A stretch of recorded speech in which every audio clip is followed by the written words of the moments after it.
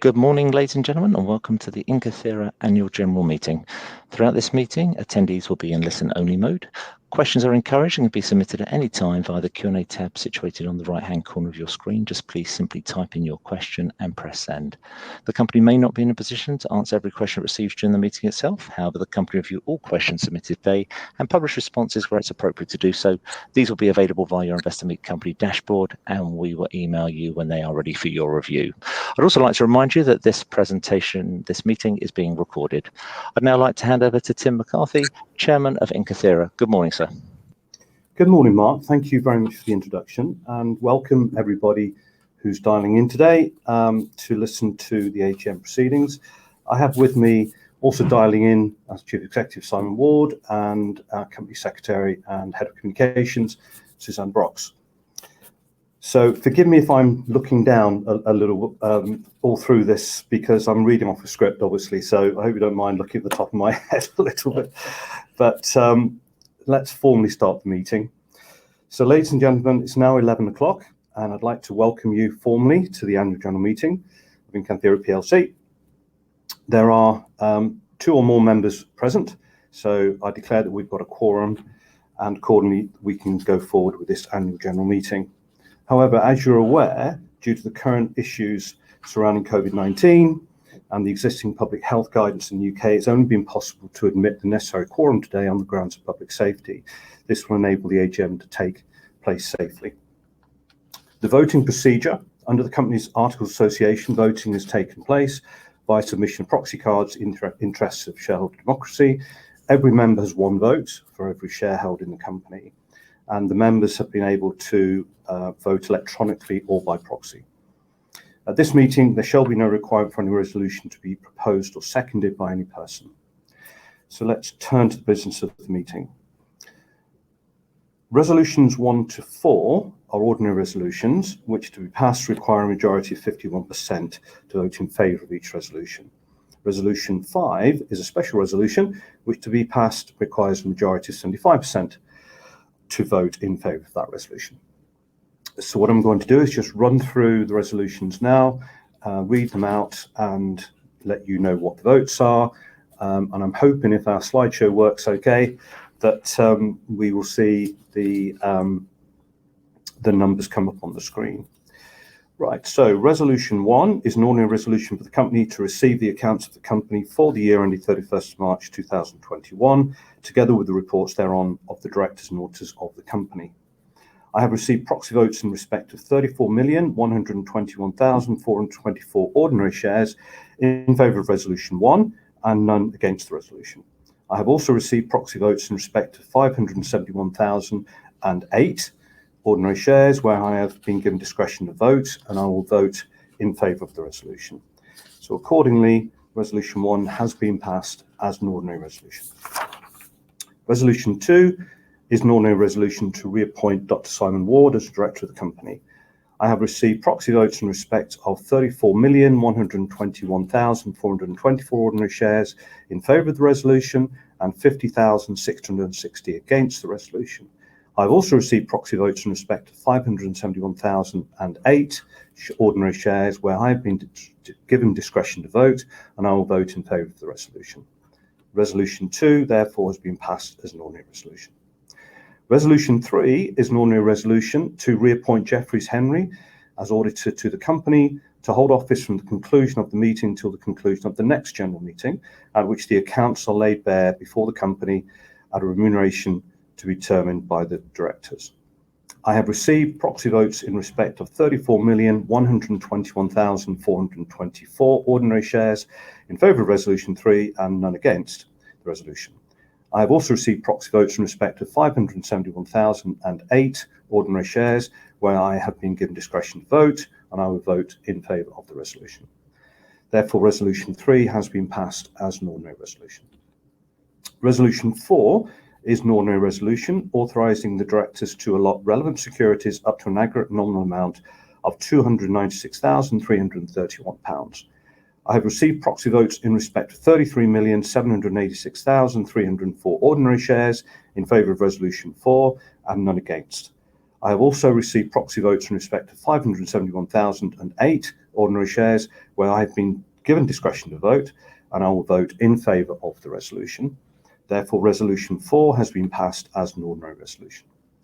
So the final resolution is Resolution 5, which is a special resolution empowering the directors to allot equity securities pursuant to the authority conferred on them by the previous Resolution 4, as if the preemption rights in Section 561 of the Companies Act 2006 did not apply, provided this power is limited to the allotment of equity securities as set out in the notice.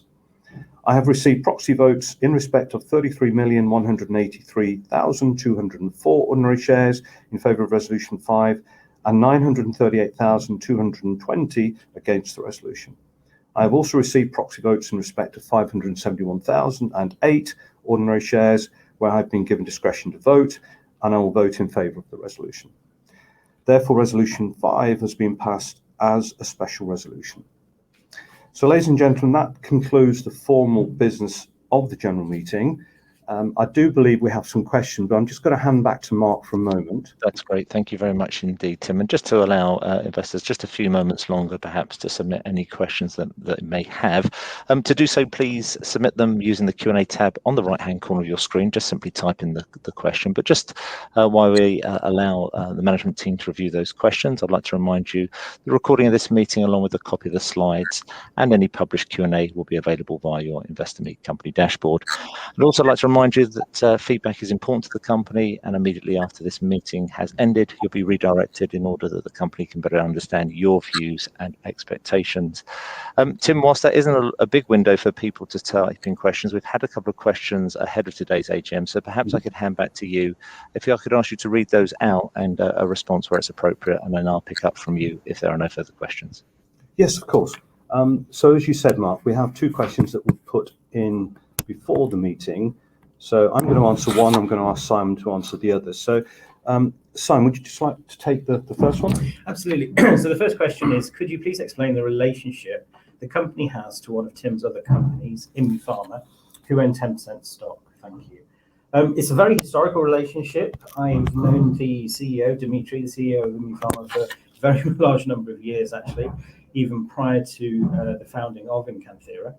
And Dimitri and via Dimitri, of course, Incathera, have been long-term supporters of the company. That they have seen what we're doing. I believe they like what we're doing, and as such, they've supported the company in terms of their shareholding and just ongoing general support. So it's just a historical, very happy, friendly relationship, one of mutual trust, respect, and support. Tim. Good. Thank you, Simon.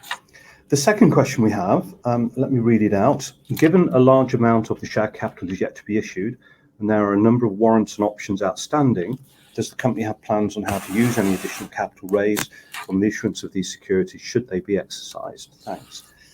So prior to the meeting, I just dug the numbers out, actually, just to put it in context. So what we have, when we came to market last year, we issued a number of warrants to advisors and various people, and we also have issued warrants when we did the last fundraising. I'm sure a lot of you remember that. And of course, there's a share option scheme in place for the management team. If you add all of those together, and if they were all exercised, that would be an additional 25 million, just over 25 million shares. And the exercise prices on all of those, if they were all exercised, would bring in just about £3.5 million into the company in exercised monies. So that's not an insignificant amount of money. Now, we wouldn't expect that they're all done at any one particular time. We can't judge when those monies may or may not come in. So it's not as if we can plan for a particular amount of money coming in at a particular amount of time. But to answer the question, what would we do with any extra monies that we had from the exercise of these warrants or options? There's plenty of ideas that we have, and as you know, we're a company that acquires intellectual property and product opportunities. We bring them in-house, we develop them as far as we need to, and then we license them out or commercialize them in one way or the other. And as and when we get extra monies, either through doing deals or through this particular route of warrants and options, then we certainly are not short of ideas about what we can develop in the future and continue to add value to shareholders. So I hope that answers that question sufficiently. We don't appear to have had any more questions come in No, the meantime. Mark, I think that's that's no, you're absolutely correct, Tim. As they say, one's just popped in for you there. okay. Right. Well, I'm just reading it quickly now, but let me read it out. Probably what we would have expected. From Robert D. How are negotiations going with the potential users of Sol? I thought we were told you hope to announce progress either this month or next. Okay. I'm going to interpret that potential users as being a commercial partner, because clearly what we're doing is talking to some potential partners. We've gone public and said that. In terms of the timing, I think the indications that we gave, certainly when we were doing the last fundraising, that we were hoping to close a deal by the end of this calendar year. Simon, I don't know whether you want to add anything to that, do you? Albeit though, we will update the market, of course, as soon as anything needs to be updated. So we are constantly on top of that. And I guess underneath the question is, how are those negotiations going? And I think we are where we were when we made our last announcement. They are going as well as can be hoped at the moment. We're very pleased with how it's going. And as Tim said, we will be hoping for the conclusion of the deal before the end of the calendar year. And should anything happen in between, of course, we will be going to the market with that news straight away. Good. Thank you, Simon. Simon, thank you for that. That would appear that was the question that fired in. I don't think there are any further questions at this stage. If any questions are submitted, Tim, Simon, Suzanne, obviously we'll make these available and you'll have the ability to give a response to those questions. So perhaps, Tim, I could just hand back to you maybe to a few closing comments, and then I will redirect attendees to provide feedback. Cool. Thank you, Mark. Well, let me just say thank you very much for everyone that's on the webcast today.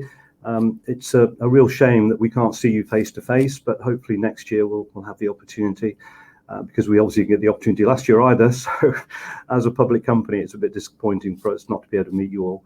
But let's keep our fingers crossed that everything continues to go well here in the UK and the restrictions come off, and we can certainly meet you face to face next year. But in the meantime, thank you once again, and certainly if there are any more questions, just shoot them in and we'll get some answers back to you. Thank you very much indeed. Tim, Simon, Suzanne, thank you once again.